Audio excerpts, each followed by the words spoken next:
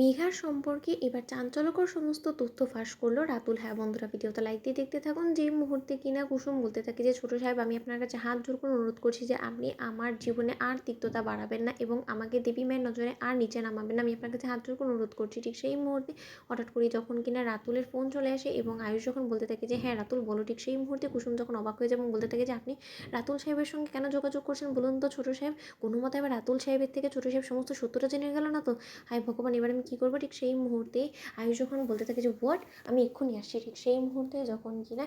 কুসুম বলতে থাকে যে রাতুল সাহেব আপনাকে কী বললো ছোটো সাহেব, ঠিক সেই মুহূর্তে আয়ুষ বলতে থাকে এটা জানার জন্য তো তোমাকে আমার সঙ্গে এক্ষুনি মন্দিরে যেতে হবে, কারণ রাতুল সেখানে আমাদের জন্য অপেক্ষা করছে, চলো বরঞ্চ কুসুম। ঠিক সেই মুহূর্তে যখন কিনা সকলের নজর এড়িয়ে আয়ুষ যখন কিনা সকলের নজর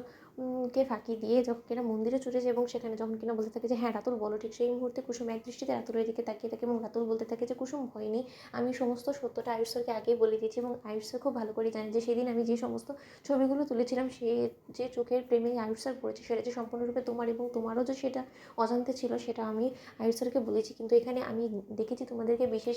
কিছু জরুরি কাজের জন্য। আয়ুষ স্যার, আমি আপনাকে একটা কথা বলতে চাই, আমি আপনার মুখ থেকে সেদিন যখন কিনা আপনার ফিয়ান্সের নাম শুনি তখনই আমার খুব ব্যাপারটা অদ্ভুত লেগেছিলো এবং তার জন্য আমি রীতিমতো একটু রিসার্চ করতে নেমে পড়ি যে কী এমন বিজনেস টাইকুন এসে পড়লো যে কিনা কাজে কর্মে সমস্ত কিছুতে পারদর্শী এবং যে কিনা এত তাড়াতাড়ি আপনাদের পরিবারের সমস্ত লোকেদেরকে ইমপ্রেসও করে ফেলে এবং তার থেকে বড় কথা ইন্দ্রাণী ম্যামকে ইমপ্রেস করে ফেললো। তার জন্যই আমি রীতিমতো মেঘার সমস্ত কুণ্ডলি বের করার চেষ্টা করছি এবং এতে করে আমার কথা যদি আপনাদের বিশ্বাস না হয় তাহলে মেঘা ম্যাডামের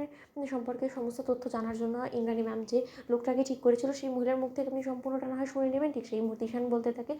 যে ভাইদা হঠাৎ করে কোথায় চলে গেলে কিছুই তো বুঝতে পারছি না। অন্যদিকে আয়ুষ যখন বলতে থাকে যে এই সমস্ত কিছু যা ইনফরমেশন তুমি আমাকে দিচ্ছ সেই সমস্ত কিছু ঠিকঠাকভাবে তুমি যাচাই করে নিয়েছো তো? রাতুল ঠিক সেই মুহূর্তে কুসুম বলতে থাকে যে অনেক হয়েছে রাতুল সাহেব, আর মিথ্যে খবর রটিয়ে আপনি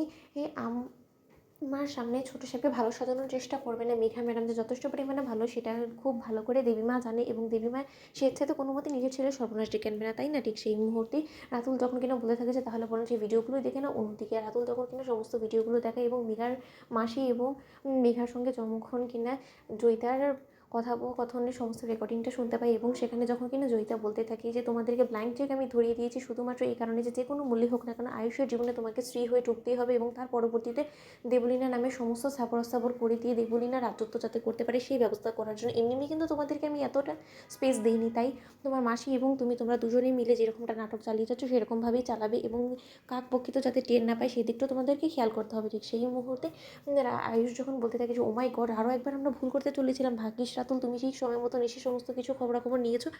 তো বন্ধুরা, ভিডিওটি ভালো লেগে থাকলে লাইক করবেন, শেয়ার করো, সাবস্ক্রাইব করতে ভুলো না।